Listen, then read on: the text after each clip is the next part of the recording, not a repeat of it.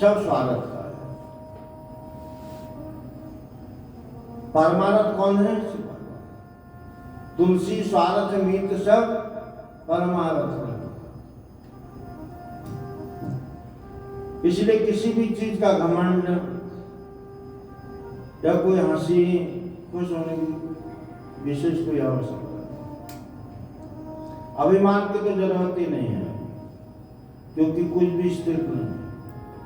एक अभिमान स्थिर है, अगर हम भगवान की सेवा करें।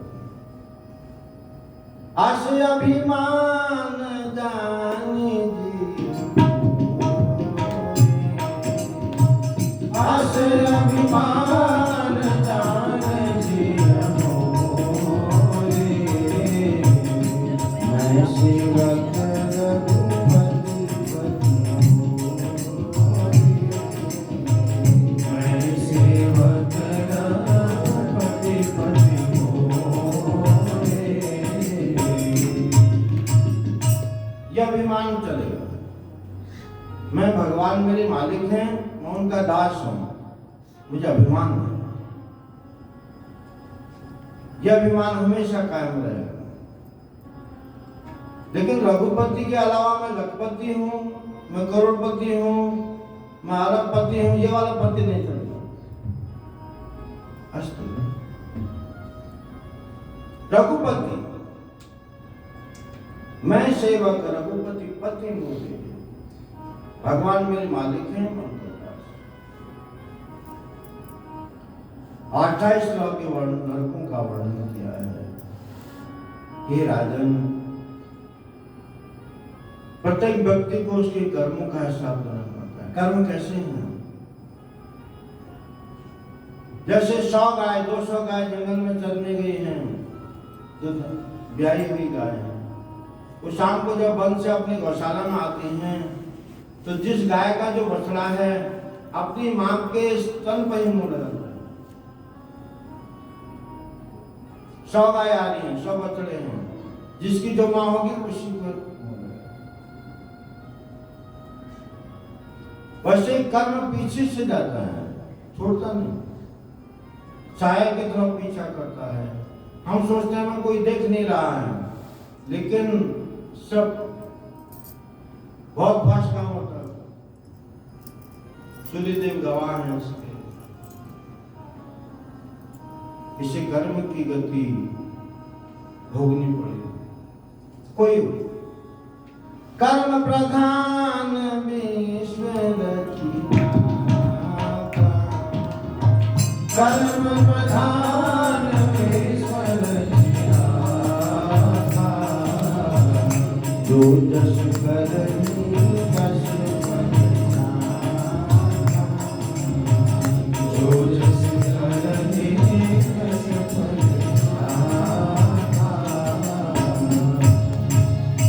और कर्म की गति को बड़े बड़े लोग नहीं जानते हैं।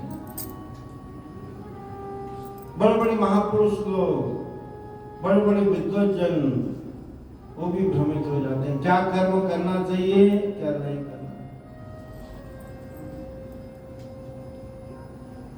कभी साधारण रूप से किसी को पूछो, ये क्यों कर दो? कर्म करना है ना, आजीविका चलानी है ना, इससे मेरी रोजी रोटी चलती है। कि कसाई को बोली, मांस क्यों बेचते हो? मेरी आजीविका है। वो भी कर्म है, लेकिन उसकी गति भोगनी पड़ेगी। बुधो कर्मनि की गति न्यारी, कर्म बिना नर पंगु बनत है, कर्म ही बने भिखारी। एक व्यक्ति दान देता है, वो भी कर्म कर रहा है, और एक का हाथ नीचे है, वो भी कर्म। 2 रुपए दे रहा है, एक भिखारी दे रहा है, दोनों ही कर्म कर रहे हैं। दोनों ही सुबह उठते हैं, दोनों ही सुबह ठाकुर जी को प्रणाम करते हैं कि आज अपनी अच्छी कमाई हो। वो भीख मांगने के लिए और उठते। आजकल तो ये मक्का मदीना जो जाते हैं हज करने, वो ट्रैवल एजेंसियां हैं मुंबई में, ये भिखारियों को भेजती हैं उनका पासपोर्ट बनाना, आने जाने का खर्च है, क्योंकि वहाँ बहुत भीड़ में, तो 50-50 का हिसाब। ये भी एक अभी एक बिजनेस हो गया बहुत बड़ा भीड़ पर।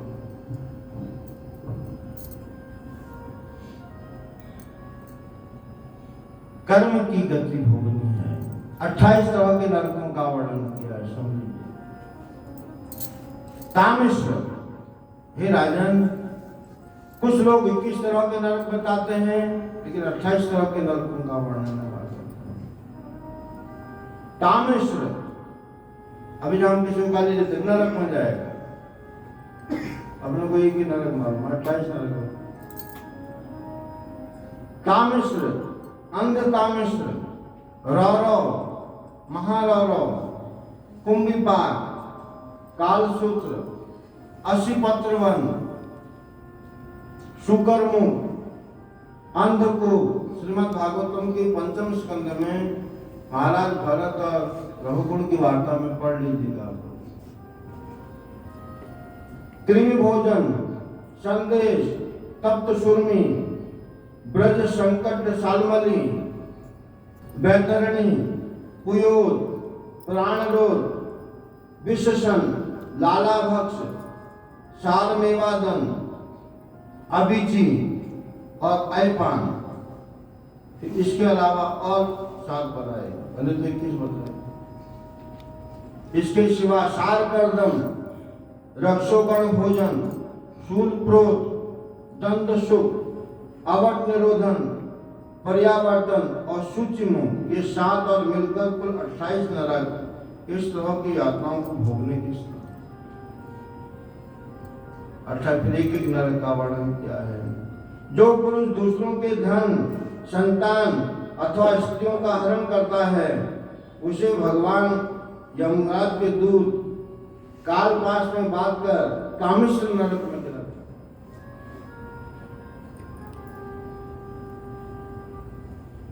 उस अंधकार में नरक में उसे अन्न जल नहीं देते, डंडे मारते हैं, डराते हैं और अनेक प्रकार के उपायों से उसे पीड़ित किया जाता है। जो लोक में मैं ये शरीर हूं और ये धन स्त्री धनादि मेरे हैं, ऐसी बुद्धि से दूसरे प्राणियों से द्रोह करके निरंतर अपने कुटुंब के पालन पोषण में लगा रहता है, वह अपना शरीर छोड़ने पर अपने पाप के कारण स्वयं ही रौरव नरक में गिरता है। अब एक नरक का वर्णन करके 3 घंटा इसमें 28 तरह के नरक का डराने के लिए नहीं, एकदम सही। महाराज परीक्षित ने पूछा, हे गुरुदेव, छोटी छोटी गलती के लिए नरक, जाने अनजाने में तो गलती हो ही जाती है, और इतनी यातनाएं भक्ति का कोई ऐसा उपाय, सरल उपाय बताइए कि कैसा भी जीव पाप करे उसके पाप यज्ञ अनुष्ठान करने से, दान पुण्य करने से, तप करने से, विभिन्न तरह के साधन करने से पाप नष्ट होते हैं, जड़ से नहीं जाते, उसकी जड़ ले जाती है। कई बार आपने देखा होगा, आप बगीचे में या अपने खेत में या जंगल में कोई पेड़ काटते हैं, फिर अंकुरित हो जाता है। महाराज परीक्षित तक ऐसा उपाय बताइए कि जड़ से उखड़ जाए पाप। ऐसा कोई सरल उपाय तो हर कोई कर सकता है। तब अजामिल की कथा सुनिए। कानपुर में बिठूर एक जगह है, हमारे इस्कॉन का मंदिर है, वहां एक कानपुरी ब्राह्मण रहता है।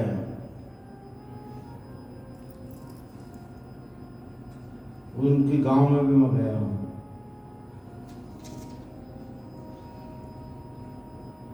अजामिल नाम है उसका, अजामिल का गाँव है। बिठूर आप जाएंगे तो पूरा तीर्थ स्थान है। तो मायावती जी मुख्यमंत्री थी तो बिठूर से तो पूरा मंदिर के लिए अलॉट किया था। हमारा 20-25 एकड़ मंदिर है। फिर आगे आप जाएंगे सुधांशु महाराज का मंदिर है, ये आगे जाएंगे तो अजामिल का गांव पड़ता है। कानी कोजू पवित्र कुल में इसका जन्म हुआ। पिताजी इसके वेद पाठी ब्राह्मण हैं। पिताजी पूजा पाठ करते हैं और ये उनको सहयोग करता है। बेटा फूल लेके आओ, जल लेके आओ, धूप लेके आओ। फूल लेने जाता है, बगीचों से पुष्प तोड़ के लाता है। तो एक दिन बगीचे में एक युवक और युवती बैठे थे। एक पवित्र ब्राह्मण, वेद पाठी ब्राह्मण का लड़का है। वो युवती ने मजाक में, वो युवक ने मजाक में युवती से कहा, क्या तुम इस लड़के को बिगाड़ सकती है? उसने कहा, मेरे बाएं हाथ का खेल। वो चरित्रहीन औरत थी, कोई उसका पेशा यही। और अजामिल पुष्प तोड़ रहा था, इसके पास गई, नाम पूछा। शुरुआत कहां से होती? नाम था, आपका नाम क्या है, कहां रहते हैं? धीरे धीरे नाम पूछा, स्थान पूछा। अच्छा, फूल तोड़ने आते हैं, पूजा करते हैं, आपकी पूजा। और धीरे धीरे अपने पास में फांस लिया। रोज समय पर फूल पुष्प तोड़ के जाता है और कुछ दिन बाद ऐसा होने लगा कि देर में जाने लगा। पिताजी बोले, बेटा तू ठीक पूजा के टाइम पर पुष्प नहीं लाता।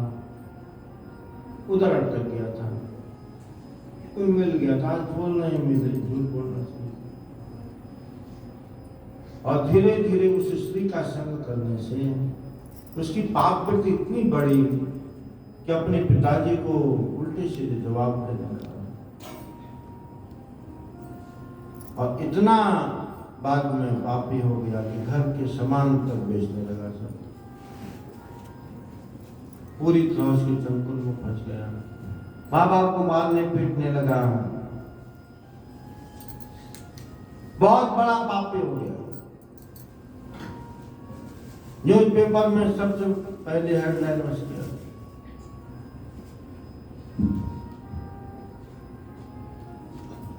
चोरी करता है और अपनी आजीविका चलाता है। माँ बाप मर चुके हैं। विंध्याचल पर्वत पर एक ऋषि तपस्या करते हैं।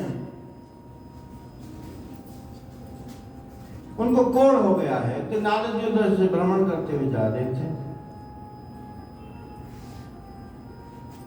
बैठ जाइए, बैठ जाइए। हरे कृष्णा कृष्णा कृष्णा हरे हरे, हरे राम हरे राम, हरे कृष्णा कृष्णा कृष्णा हरे हरे, हरे राम राम राम हरे हरे, हरे कृष्णा कृष्णा कृष्णा हरे हरे, हरे राम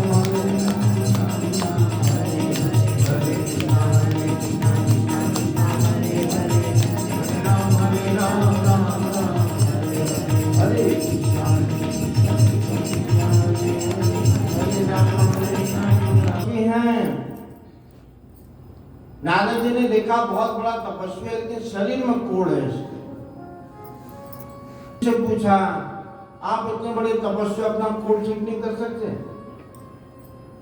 कहा, मैं तपस्या अपना परलोक सुधारने के लिए कर रहा हूं, ये बीमारी ठीक करने के लिए नहीं। जो मुझे कोढ़ है मेरे पूर्व जन्म के बुरे कर्म का फल है, मैं भोगूंगा।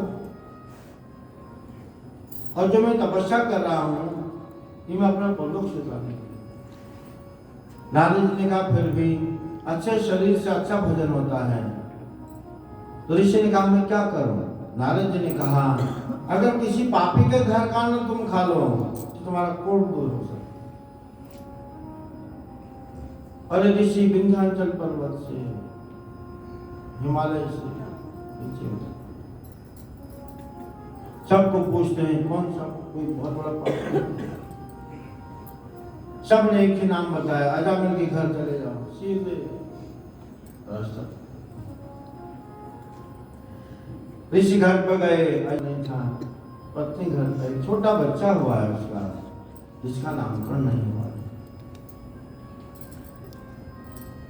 अजामिल की पत्नी ने ऋषि को प्रणाम किया। ऋषि ने कहा, बेटी तुम मेरी सेवा कर सकती है? कहा, मैं क्या सेवा करूं आपकी, मैं तो पापी हूं ना।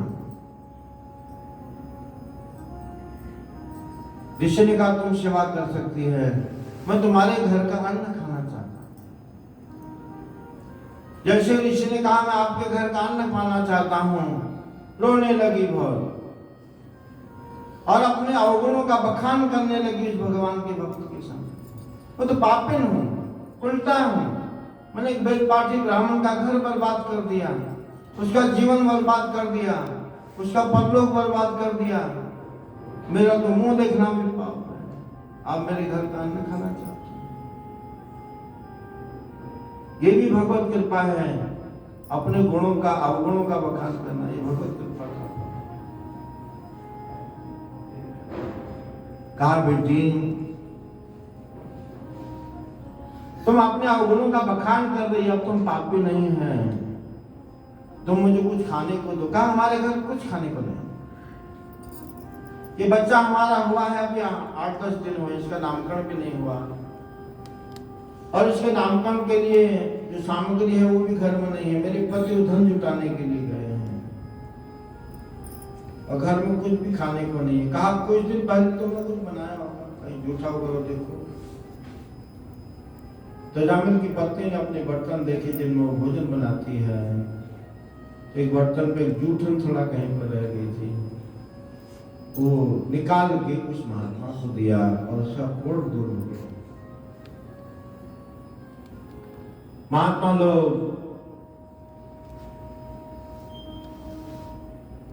किसी की सेवा का कुछ फल देते हैं। दृष्टि पड़ी उस बालक पर। कहा, बेटी आपके पति जब भी आए आप विधिवत इसका नामकरण संस्कार कर देना, लेकिन मैं इसका नाम रख के जाता हूं। तब उस ऋषि ने उसका नाम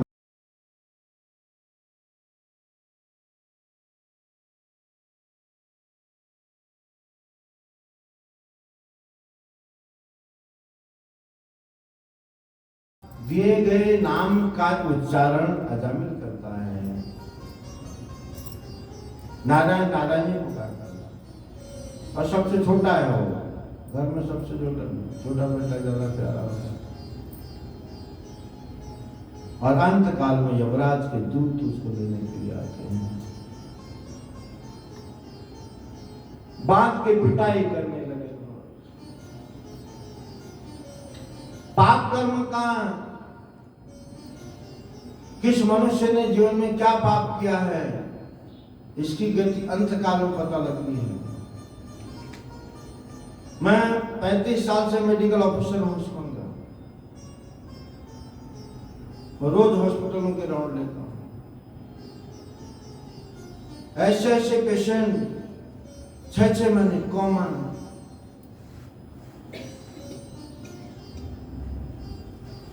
अरबपति घरों के प्राण नहीं छूट रहे हैं, ये रोज का अनुभव है।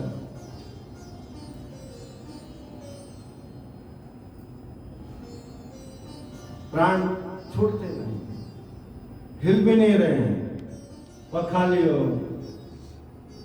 चल रहा मशीन तो दिख रहा है जिनका। एक एक कर्म भोगना पड़ता है, इससे अपना कर्म बहुत सावधानी से करना है। ऋषिकेश में एक महाराज हैं, गीता राम सुखदास जी महाराज, उनकी किडनी नहीं, उनके लाखों डॉक्टर शिष्य हैं, लाखों, पूरे विश्व के मारवाड़ी समाज उनका शिष्य है, शरीर से नहीं। तो कई लोगों ने कहा हम आपको किडनी देते हैं, उन्होंने कहा नहीं, मैं खुद भोगूंगा ना इसको।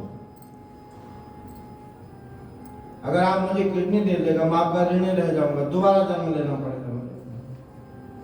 इससे मैं हिसाब किताब इधर ही चुकता करना चाहता हूँ, दोबारा इस भूमंडल में इस मूर्त लोक में नहीं आना। साउथ इंडिया में एक गुरु है जैन सरस्वती, जब जयललिता मुख्यमंत्री थे उन्हें अरेस्ट किया था, उनके गुरुजी, उनके भी किडनी नहीं, उनके भी लाखों करोड़ों साउथ इंडियन शिष्य हैं डॉक्टर। उन्होंने कहा हम किडनी की व्यवस्था करते हैं ना, उनका नहीं, खुद भूखों, क्योंकि हम किसी की मदद लेंगे ठीक हो जाएंगे, उसके ऋणी हो जाएंगे, उसका ऋण चुकाने के लिए फिर इस जगत में पैदा होना, इससे ये मेरे बुरे कर्म का फल है, इधर ही भोग।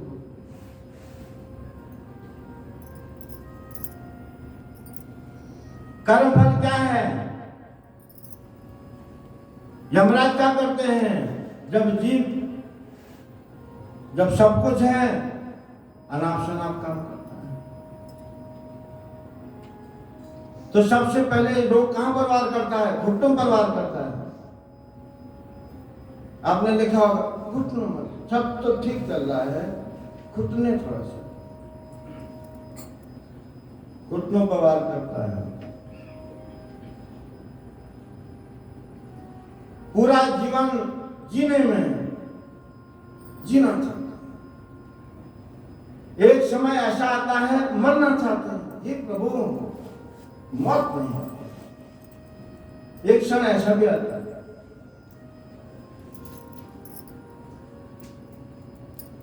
जो अति परेशान लोग हैं, बीमार हो रहे हैं, कब आएगी मौत? ही प्रभु, सबकी मौत आ रही मेरे लिए, वो मौत मार स्थिति है ना। इससे कर्मों को बहुत सोच समझ करके, कर्म किसी के अनुगत्य में होना चाहिए। कोई हमारा डायरेक्टर हो, गुरु हो,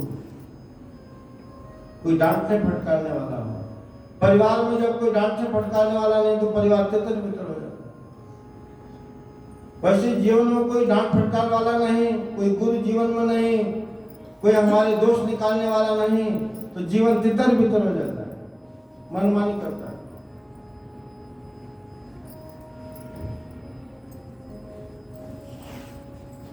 पिटाई कर रहे थे इसकी, रो रहा है, बेटे को पुकारता है, अजामिल नारायण नारायण,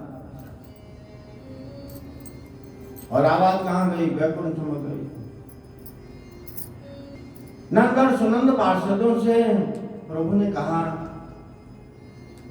एक आवाज आ रही है नीचे से, करुणा है उस आवाज में, नारायण नारायण, मेरा नाम कोई पुकार रहा है। नंद सुनंद पार्षदों ने कहा, प्रभु वो अजामिल है, बहुत बड़ा नामी पापी हुआ है, मतलब आज उसकी मृत्यु हो गई है, तो यमराज के दूत उसको ले जा रहे हैं। अभी पीटते जाते हैं उसको, यमराज के दूत बहुत, उनका यही डिपार्टमेंट है, उधर तो जान पहचान कुछ चलती नहीं।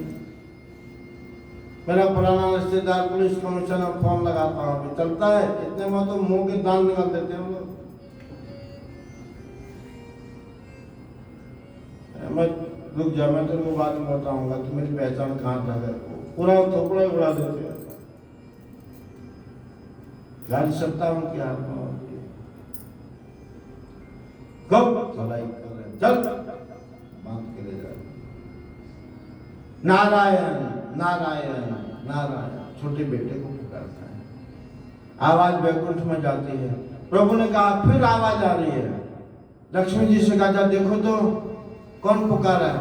लक्ष्मी जी ने कहा, आपको कोई नहीं पुकारा है, वो अजामिल है, उसके बेटे का नाम नारायण है, उसको पुकारा है। अंत में प्रभु ने कहा, मैंने गीता में कहा है, अंत काले च मामेव स्मरण मुक्त्वा कलेवरम यह प्रयास समद भावम यास्ति नास्ति संशय। अब उसके लड़के का नाम नारायण है, भाई का है, लेकिन मेरा भी तो नाम नारायण है, जाओ उसको लेके आओ। नंद सुनंद पार्षदों से कहा, उसको छोड़ा के लाओ वहां से।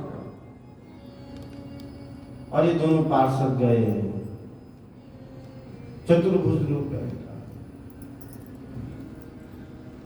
यमराज के दूतों ने देखा 4 भुजा वाले। वैकुंठ में प्रत्येक जीव चतुर्भुज होता है। और भगवान की पहचान कैसे होती है? शंख चक्र गदा और पद्म से। जो भगवान हैं उनके हाथ में शंख चक्र गदा और पद्म होगा तो समझ लेना भगवान।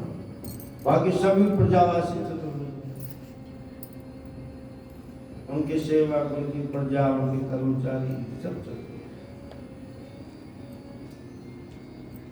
यमदूतों ने कहा हम यमलोक से आए हैं, हमारे महाराज ने इसको लाने के लिए बोला है और इसको बांध के पिटाई करते हुए ले जाना है, आप ही है। नंद सुनन पार्षदों ने कहा,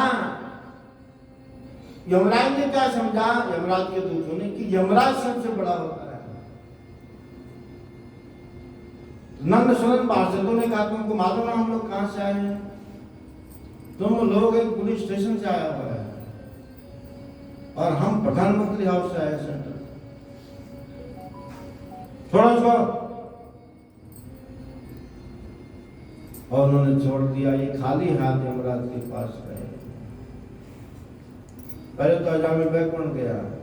प्रभु ने कहा 100 वर्ष तक हरिद्वार में गंगा जी के किनारे भगवान के नाम का, मेरे नाम की माला जपा करो। माला भी आपको दिखा देता हूँ कौन सी। ये कहा 100 साल तक माला फेरो हमारे नाम का, और तब मैं विमान भेजूंगा और तब लेके आऊंगा। कोई मंदिर वगैरह मत बनाना, धर्मशाला भी नहीं, गौशाला नहीं, कुछ नहीं करना है। 2 टाइम प्रसाद कहीं भी खा लेना और चुपचाप जप करो, और तब मैं यहाँ तुम अपने लोग को बुलाऊंगा। अजामिल को ऐसा आदेश दिया। और उधर ही खाली हाथ गए। यमराज ने कहा किधर है वो, लाए नहीं उसको। यमदूतों ने कहा आज 4 भुजा वाले देखे हमने तो ऐसे लोग कभी देखे नहीं। अब यमराज ने कभी बताया नहीं इनको कि वैकुंठ में भगवान रहते हैं यमदूत। तो यमराज समझा आज मेरी पोल खुल जाएगी। उसने कहा ठीक है हम सब समझ गए।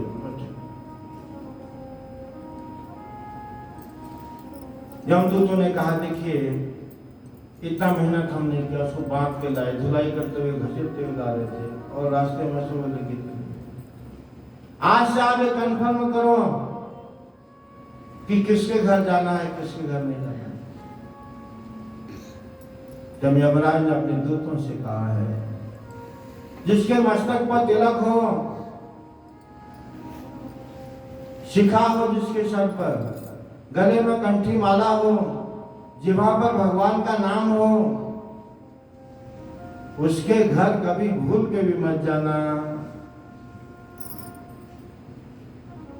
और जिनके घर में फिल्मी गाने बज रहे हो, कपाल में तिलक नहीं, हीरो बन के घूम रहा है, कभी भी पकड़ में लिया, लिखा है तो। तिलक होना चाहिए मस्तक पर। ये तिलक क्या है? भगवान के चरण, नीचे कोई तुलसी पत्ता है, तुलसी भगवान की प्रिय।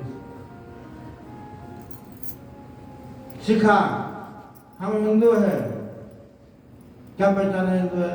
मुस्लिम का तो पहचान है कि छुट्टी में थोड़ा बाल रखा है, पहचान लेते ना मुल्ला जी करके। हमारा कोई पहचान है? हमारा एक ही पहचान है ये शिखा।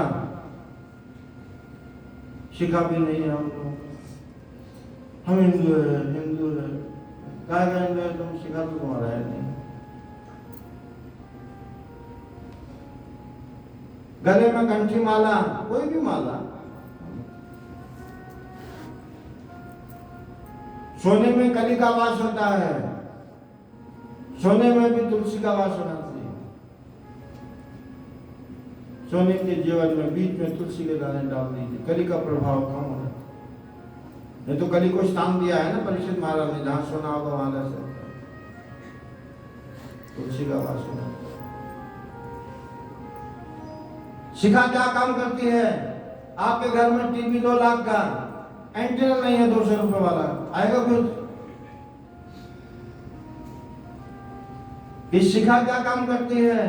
जब हम भगवान का भजन करते हैं आंख बंद करके, भगवान इस वक्त अपने धाम में क्या लीला कर रहे हैं, ये कौन बताता है? शिखा बताता है, एंटीना का काम करता है। गले में तुलसी माला, ये पहचान है कि हमारा कोई मालिक है। पालतू कुत्ते के गले में पट्टी होती है, एक होता है पालतू कुत्ता और एक होता है फालतू कुत्ता। पालतू कुत्ते का मालूम है गले में पट्टी होगी, कोई भी समझ जाएगा पालतू है। जिसके गले में पट्टी नहीं है बीएमसी वाले उठा के ले जाते हैं। बीएमसी वाले कौन है? यमराज के दूत।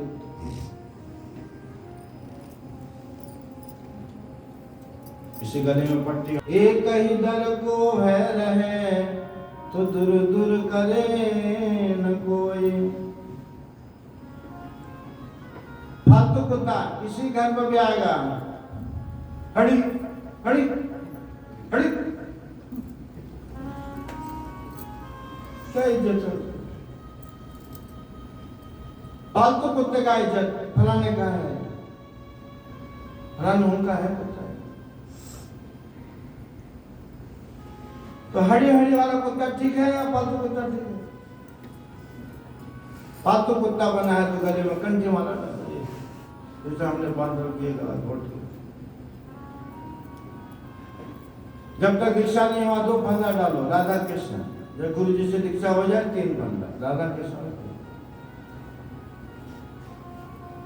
तुलसी माला, कोई भी माला करे।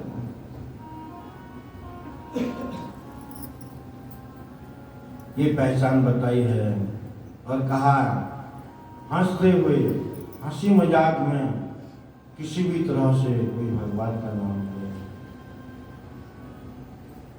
हंसी मजाक में भी कोई भगवान का नाम लेता है, गुस्से में भी लेता है, गाली में भी लेता है।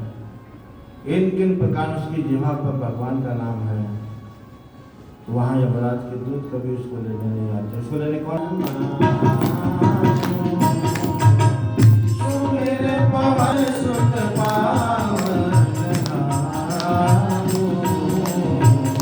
अपने बस करना अपने बस करना।